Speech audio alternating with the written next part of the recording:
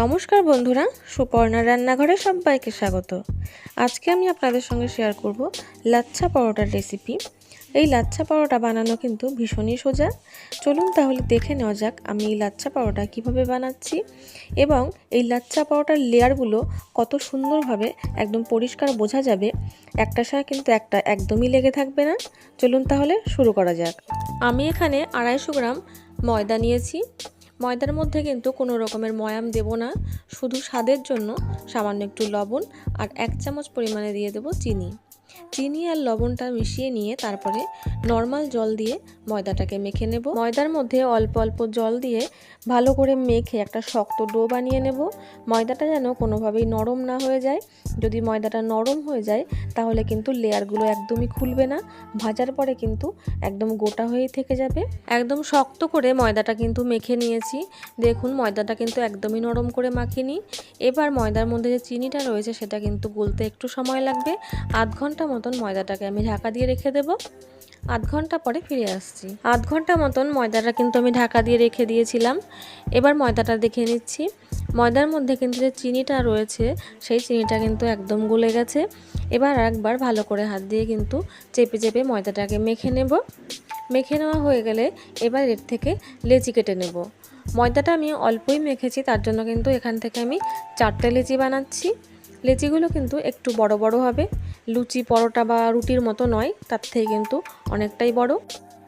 এবার ময়দাটাকে আবারও সরিয়ে ঢাকা দিয়ে রাখবো। খোলা রাখলে কিন্তু ময়দাটার ওপরটা শুকিয়ে যাবে, তাতে কিন্তু পরোটাটা একদমই ভালো হবে না। এবার একটা করে লেচি নিয়ে একটু ময়দা ছড়িয়ে দিয়ে বড় করে রুটিটা কিন্তু বেলে নিতে হবে। যতটা সম্ভব পাতলা করলে কিন্তু লেয়ারগুলোও সুন্দর হবে। রুটিটা আমি কিন্তু অনেকটা বড় করে বেলে নিয়েছি। এবার একটা ছুরি দিয়ে এইভাবে কিন্তু সরু সরু করে কেটে নেব। পুরো রুটিটাই কিন্তু আমি কেটে নিয়েছি। কেটে নেওয়ার পরে এবার এর উপরে ছড়িয়ে দিচ্ছি কর্নফ্লাওয়ার আর ঘির মিশ্রণ।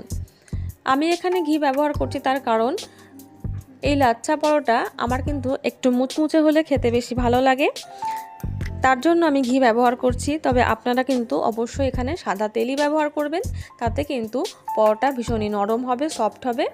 এটা কিন্তু পুরোপুরি আমার নিজের পছন্দে আমি বানাচ্ছি। এবার ঘিটা চারিদিকে ভালো করে কিন্তু হাত দিয়ে ছড়িয়ে দেব। গোটা রুটির ওপরে আমি ঘিয়ের মিশ্রণটা কিন্তু এইভাবে মাখিয়ে নেব। মাখিয়ে নেওয়া হয়ে গেলে 2 হাত দিয়ে এইভাবে রুটিটাকে রোল বানিয়ে নেব।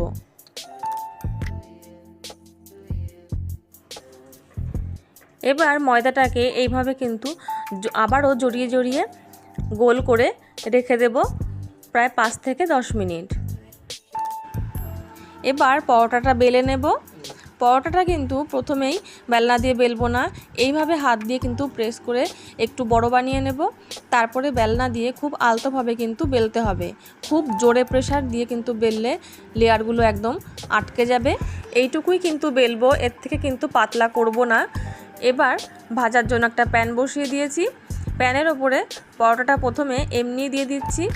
2 পিঠ একটু সেঁকে নিয়ে তারপরে এর ওপরে দিয়ে দিচ্ছি 2 চামচ করে ঘি। ঘি দিয়ে যদি পরোটা ভাজা হয় তাহলে কিন্তু পরোটা অনেকটাই মুচমুচে হয়।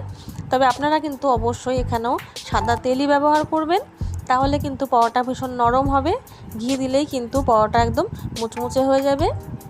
ঘি দিয়ে ভালো করে উল্টে পাল্টে দুদিকেই কিন্তু লাল লাল করে ভেজে নামিয়ে নেব। পরোটা নামিয়ে নিয়ে কিন্তু সঙ্গে সঙ্গে গরম অবস্থাতেই 2 হাত দিয়ে এইভাবে একটু চেপে দিতে হবে। এইভাবে যদি চেপে দেওয়া হয় তাহলে কিন্তু পরোটার লেয়ারগুলো খুব সুন্দরভাবে বোঝা যায় বা খুলে আসে। লাচ্ছা পরোটা খাওয়ার জন্য কিন্তু একদম রেডি। এই সহজ লাচ্ছা পরোটা বানানোর রেসিপিটি আপনাদের কেমন লাগলো তা কিন্তু কমেন্টে জানাতে ভুলবেন না। ভালো লাগলে ভিডিওটিকে লাইক এবং চ্যানেলটিকে সাবস্ক্রাইব করার অনুরোধ রইল। চলে আসবো অন্য কোনো নতুন রেসিপি নিয়ে আপনাদের সামনে। ততক্ষণের জন্য নমস্কার। সবাই ভালো থাকবেন, সুস্থ থাকবেন।